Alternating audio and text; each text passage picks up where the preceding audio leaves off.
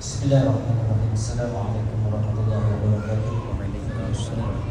Alhamdulillah rabbil alamin wassalatu wassalamu ala rasulillah. Asyhadu an la ilaha illallah wahdahu la syarika lahu wa asyhadu anna Muhammadan abduhu wa rasuluh.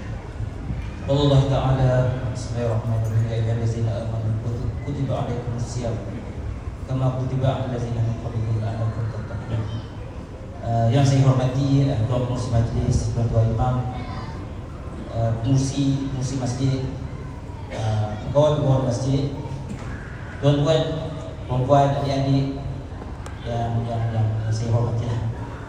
Jadi alhamdulillah rabbil alamin, masuk kita tak salah saya 10 Ramadan ke? 9. Malam ke-9 Ramadan. Dia insya-Allah mudah-mudahan tuan-tuan, saya sendiri, kita di atas landasan yang baiklah kerana kita mencapai makna Ramadan. Kita mudah-mudahan kita peroleh rahmat dan keampunan dari Allah Subhanahu wa taala.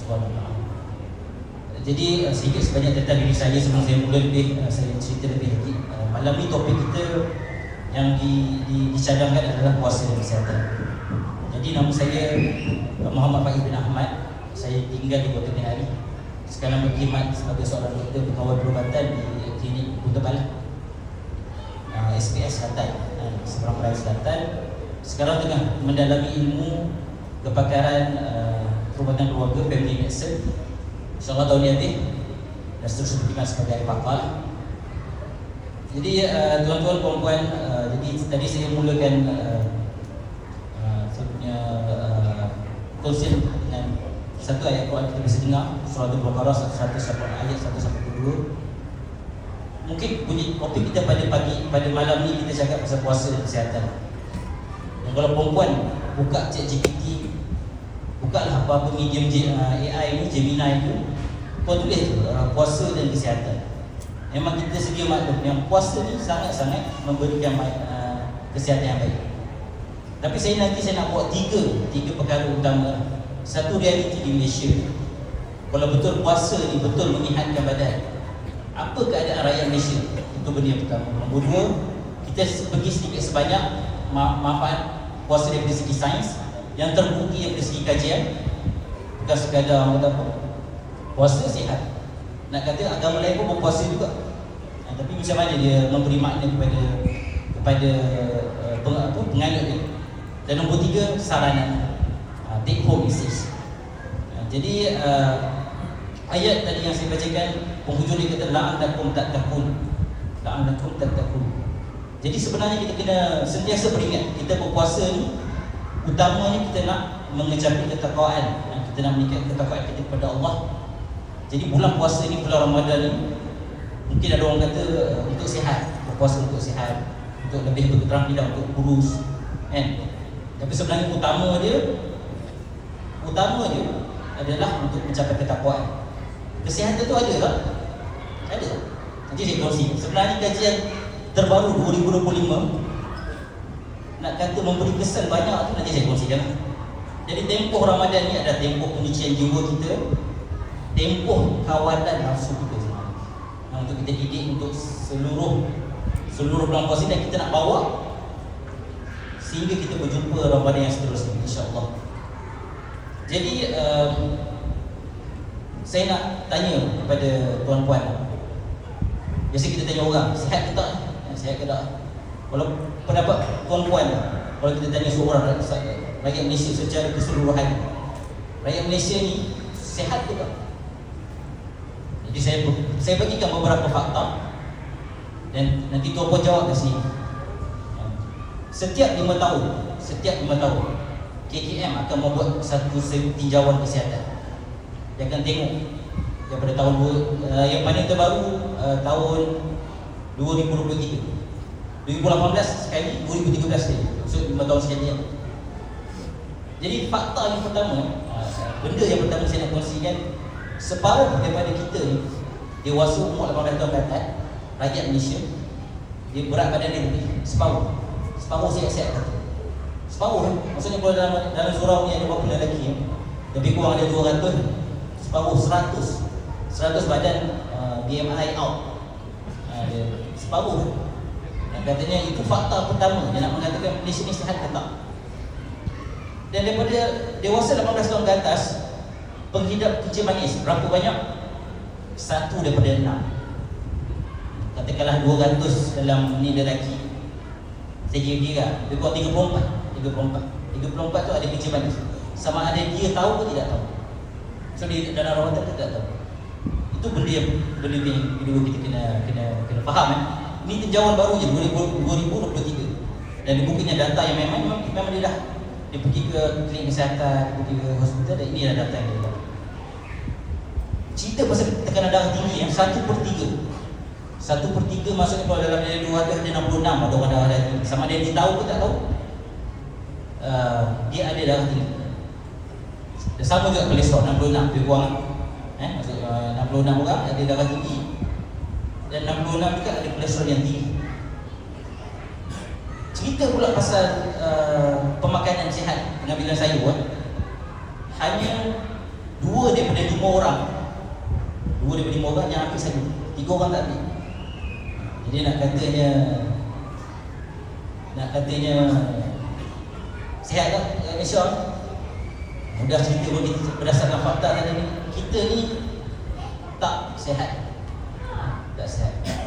Depan saya mungkin saya tengok jauh remuk lah, secara kasar 40-an 50-an, agak muda dan seronok tengok muda-muda ni. Nampak pun badan macam saya kata tadi, separuh badan overweight kan. Saya tengok secara kasar tak juga begini. Sebab tempat sebelum ni saya kongsi memang nampak jelas separuh tu badan besar sikit. Jadi bila kita kata seseorang ataupun satu rakyat Malaysia ni tak sihat, apa punca agak-agak? Apa punca utama? Jadi kita mula pada poin yang kedua adalah manfaat puasa. Saya bacakan sedikit potongan ayat Quran. Maknanya, makan dan minumlah, tapi janganlah berlebihan. Surah Al-A'raf ayat 31. Hadis riwayat Al-Tirmizi, tidaklah anak Adam memenuhi bekas yang lebih buruk daripada perutnya. Sekolah Islam, cendekiawan Islam mengatakan, dulu saya ingat benda ni hadis apa? Dulu bila saya study benda ni, tengok Sahih Luqah tanya ustaz, dia bukan hadis lah, dia adalah pendapat cendekiawan Islam. Perut adalah rumah penyakit. Dan menjaga pemakanan kepantang adalah asas kepada segala ubat. Jadi itulah tuan-puan, saya kata punca seseorang tu sihat tak sihat, macam mana dia boleh mengawal apa yang masuk dalam mulut dia dan seterusnya dalam perut dia. Ini kalau kita pun boleh, kalau macam saya dah berkhidmat lebih kurang 10 tahun. Betul tak? Kerana saya suka usik orang tua yang umur dia jumpa klinik umur 80-an, 90-an. Saya tanya lah, apa ni betul hidup ni sihat steady badan? Dia kata apa, makan tak berapa. Kebanyakan jawapan yang sama, makan tak berapa. Okey, kita pergi sikit-sikit lagi. Saya baca satu kajian baru saja dikeluarkan 2025 tahun lepas, yang dia kata dia mengkaji kembali segala kajian tentang puasa dan apa manfaatnya. Dia kata perubahan kecil tetapi konsisten ke arah baik bagi komponen sindrom metabolik. Sindrom metabolik ni apa? Darah tinggi, kencing manis, gula, apa lagi? Kolesterol. Itu sindrom metabolik. Jadi dia cakap kita faham puasa tu baik, tapi sebenarnya perubahan ni banyak ke tak? Sebenarnya kecil saja. Jadi sebenarnya bila mana kita berpuasa ni, samalah macam ayat Al-Quran tadi kan. Utamanya takwa. Tapi bila berpuasa ni, dia bukannya satu benda yang signifikan untuk sihat ni kita tau. Dan bila saya fikir balik, dia lebih kepada mengawal kita punya kawalan nafsu yang untuk kita bawa untuk hari-hari ya. Seterusnya selepas berpuasa, selepas Ramadan, jumpa Ramadan, kita kena ada self-awareness, kesedaran. Kita boleh kontrol kawal kita punya nafsu. Pergi bazar, nampak air balang, jadi dalam fikiran kita sedap. Tapi adakah dia sihat? Adakah dia memiliki kesihatan? Mungkin boleh pergi, tapi kita share dengan anak-anak. Macam tu lah. Maksud kita aware benda tu. Kita bukan pergi kita beli benda yang sedap ataupun menarik atas memenuhi itu kehendak nafsu, dan kita fikir, kita boleh kawal nafsu dan kita boleh berfikir sejenak adakah benda itu baik dan baik ataupun tidak untuk kita. Saya cerita sikit, mungkin tuan-tuan boleh dengar. Biasa kalau doktor cerita pasal puasa dan kesihatan ni, dia akan cakap pasal autophagy, proses autophagy ataupun natural detox. Macam mana benda ni, bila mana kita berlapar sekian lama, berlakunya sel-sel lama tu dimakan oleh kita punya ketahanan badan dan terhasilnya sel baru. Dia secara teori lah. Tapi sebenarnya kalau ikutkan kajian yang terbukti daripada manfaat terbukti, dia kata hanya sedikit saja yang manfaat daripada puasa ni lah. Saya cerita sikit, kalau kita berpuasa ni emosi lebih terkawal, fikiran kita lebih tajam. Sebab apa? Sebab tenaga yang kita guna bila kita berpuasa adalah tenaga daripada pembakaran gula simpanan, bukan daripada makanan kita. Macam sekarang ni tuan-tuan dan puan-puan, tenaga yang tuan-tuan pakai adalah daripada makan dan minum tadi yang tengah berbuka tadi kan. Tapi kalau kita berpuasa mungkin dah pukul 10, pukul 11 tu, dalam darah dah tak ada gula dah. Jadi dia akan mula pembakaran. Dan benda tu kalau pembakaran daripada gula simpanan badan, dia akan lebih stabil, lebih fokus, lebih tajam dan boleh mudah untuk kita berfikir rasional dan apa? Peka dan fokus. Dan banyak juga kajian mengatakan penambahbaikan daripada segi aspek kesihatan kita lah. Okay, saya pergi poin yang ketiga, saranan. Saya ambil satu kata-kata Ustaz Dr. Ahmad Sanusi.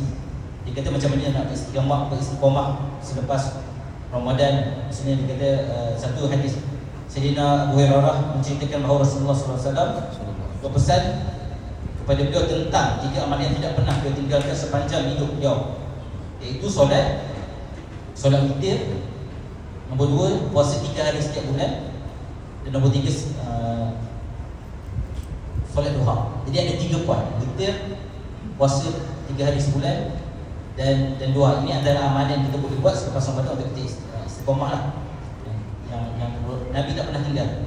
Dia pun daripada idea ni saya pun ambil 3 saranan yang kita boleh take home message dengan tagline dia adalah rebut pahala di bulan ini, jaga kesihatan, jom sihat ke tanah suci dan Masjidil Aqsa. Jadi tuan-puan, kita kena sihat tuan-puan. Jadi tuan-puan yang muda-muda yang belum dijemput, saya sendiri pun belum dijemput ke tanah haram, kita kena sihat. Jadi saya sendiri saring orang yang pergi ke tanah haram ni sama ada layak tidak layak. Kadang-kadang kita nak reject tu sangat-sangat sedih. Saya tak sanggup, tapi dah tak layak, umur 40-an. Jadi saya cakap tak apa, mungkin tahun ni bukan rezeki, tahun depan nanti cuba jaga kesihatan, berbagi setahun kita tengok macam mana. Jadi yang muda-muda ni jangan mengakikan sangat nafsu amarah, nafsu yang membuat-buat tu. Jadikan pahala ni untuk kita lebih menundukkan hawa nafsu. Jadi 3, kenapa tadi Masjidil Haram dan kenapa Masjidil Aqsa? Sebab kita ni macam saya doktor, ada banyak kerja kilang engineer ataupun technician ataupun kerja dalam apa-apa bidang sekalipun, kita semua berimpian untuk menjadikan kaki ke Masjidil Aqsa. Dan kita memang kita dalam hidup kita ni, saya sebagai seorang doktor pun, saya memperjuangkan diri saya, membina keluarga dan mudah-mudahan masyarakat keliling saya untuk kita menyumbang apa dayanya ke arah perjuangan membebaskan Masjidil Aqsa. Banyak benda boleh kita bagi. Banyak kesedaran, ilmu tentang apa yang berlaku di Palestin pada anak-anak muda kita ni yang mungkin tak faham.